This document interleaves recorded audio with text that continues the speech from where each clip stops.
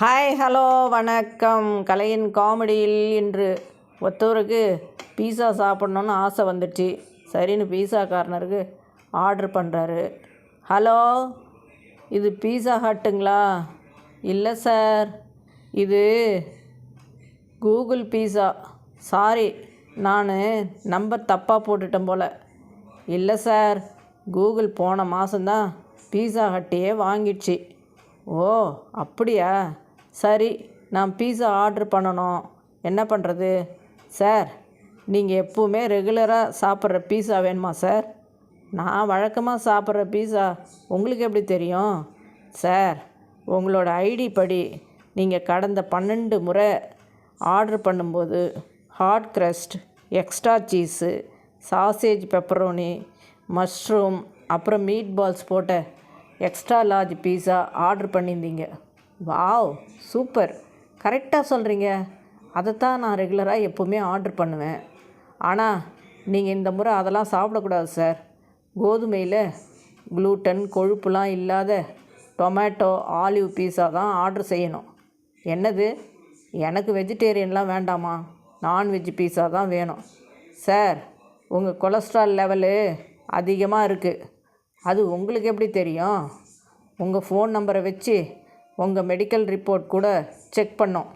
கடந்த 7 வருஷமாக நீங்கள் செஞ்ச எல்லா ப்ளட் டெஸ்ட் ரிப்போர்ட்டும் எங்ககிட்ட இருக்குது. என்ன இது அநியாயமாக இருக்கே.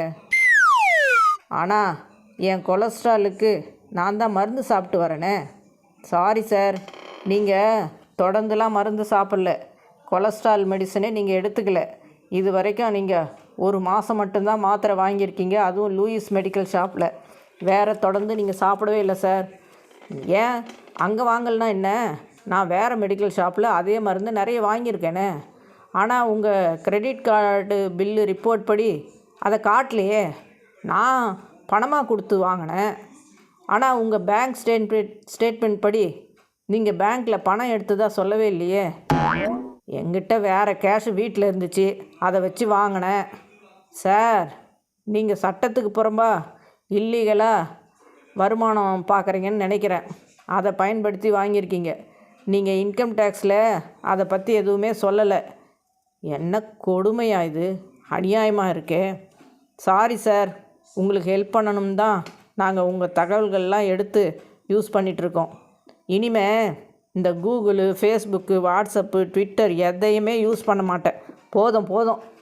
இன்டர்நெட்டு, ஃபோனு, டிவி எதுவுமே இல்லாத, யாருமே உளவு பார்க்க முடியாத, யாருமே இல்லாத ஒரு தீவுக்கு போயிடுறேன்.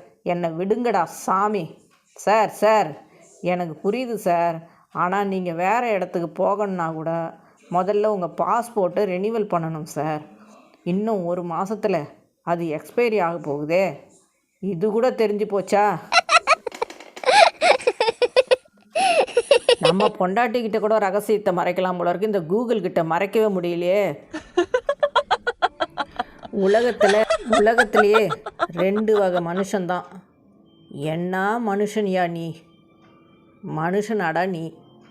அட ஆமாம்ல. சிரிச்சிட்டே இருங்க, சந்தோஷமாக இருங்க. மீண்டும் சந்திப்போம். நன்றி, வணக்கம்.